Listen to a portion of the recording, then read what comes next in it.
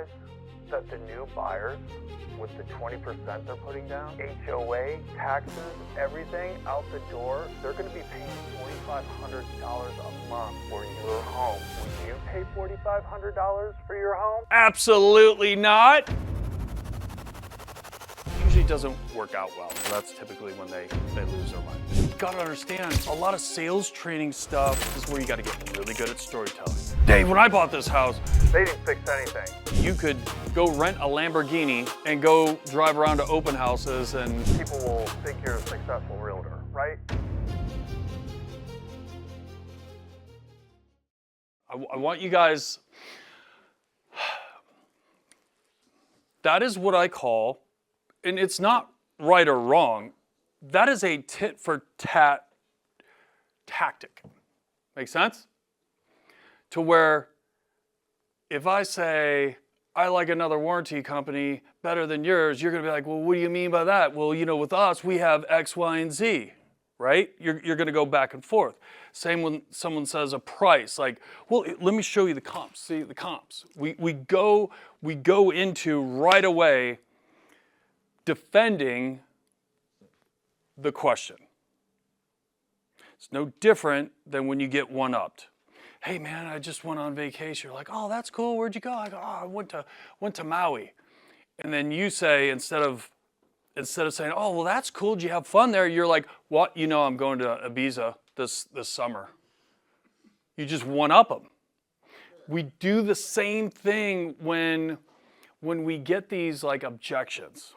And so what happens is, as soon as you step into it, now you're going toe to toe, right? And then it's like, usually doesn't work out well. Listen, I used to be in the car business. There were no feelings. It was literally hand-to-hand combat to where it was objection. You just kept going. You just kept going and kept going. You got to understand, a lot of sales training stuff that has been out in our industry was that late 90s, 2000. Then guys like Jeff and I have been around the block, and we were taught the rapport building type sale, right? All this stuff. It was just like, how do you do it, right? And so by not getting into a tit for tat with a client, it makes them feel better. And then they come to the answer of they either like it or they love it. Like, if they like it, be like, well, how come you only like it? Why don't you love this house? Guys, you're going to be living in this home for the next 5 to 10 years. You gotta love it, right? Because there might be another objection that pops up. Well, really, it doesn't have the extra third bedroom, or it doesn't have the den, or, you know, we were hoping for a bigger pool. Well, do you think when you're negotiating that that's gonna help you or hurt you? When someone doesn't love it. You gotta open yourself up to a different way of looking at how to talk to people and how to communicate. Because we're in such a, we're in a tit-for-tat world right now. You know what I mean? On how people go back and forth and communication styles and whatnot. And so it's definitely something to look at and really self-diagnose yourself and where you're at. Let's reverse this. Someone said, hey, I want to see 123 Main Street today. I'd be like, that's awesome. That's awesome. Hey, tell me, what is it about this house that caught your eye? What is it? Well, it has 3 bedrooms, and it has a block fence in the back, and it has a pool, and I really like the inside of it. It looks really, really cool. Cool. Awesome. All right, well, let's do this. I'm going to talk to the owner to get you in there, okay? Because I want to get you in there today. Now, are you open-minded if I pick a couple of their homes that are very similar to that? Would you want to take the time and go see that? Or see those? And of course, what did people say?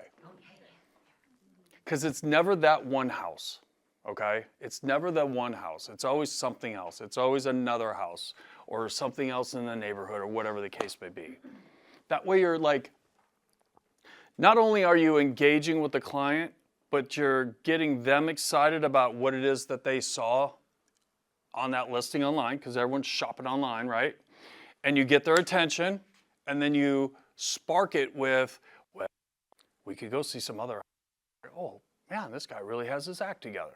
See the difference? This is where you got to get really good at storytelling, okay? Let's just say it's a $500,000 house, whatever the cost of the house is, right? And I would say something like, Bob, I know how you feel. I know how you feel, man. Like, I know you probably feel like you're getting nickeled and dimed by the home inspector. Those guys and gals have a tendency to do that, okay? But here's the thing.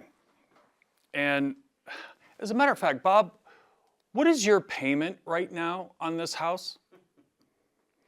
Typically, okay, so you got to know where you're at, right? Obviously, if they bought the house a year ago, this tactic would not work. But it will work if they bought it 5, 6, 7, 8 years ago. 3%. They have a 3% interest rate. So on a house that is now on the market for $500,000-$600,000, they probably bought it around $300,000 or $400,000, okay? So they probably have a balance around $350,000, give or take. So what do you think their payment is? $1,800, right? $1,500, whatever. You just ask them, say, Bob, what is your payment right now? Well, what are you talking about? Well, no, your mortgage payment. Well, it's $1,800, Dave. Do you realize that the new buyers, with the 20% they're putting down, HOA, taxes, everything out the door, they're going to be paying $4,500 a month for your home. Would you pay $4,500 for your home? Absolutely not. Okay, do you see now why they feel this way? They just want a couple of these things fixed. Like, we don't have to do it all. You see, now all of a sudden, now it's like I have some room there to kind of play around and figure out, okay, maybe I can get a credit. Maybe they can fix a couple things and maybe they can offer a credit. I don't know, okay?